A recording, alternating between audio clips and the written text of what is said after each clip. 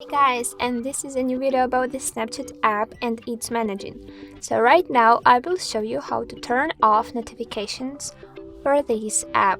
Let's check how to do this.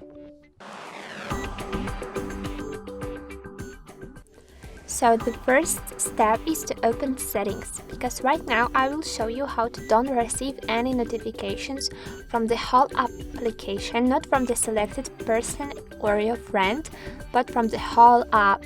So let's tap on the settings here and let's swipe the period list to find the Snapchat app here.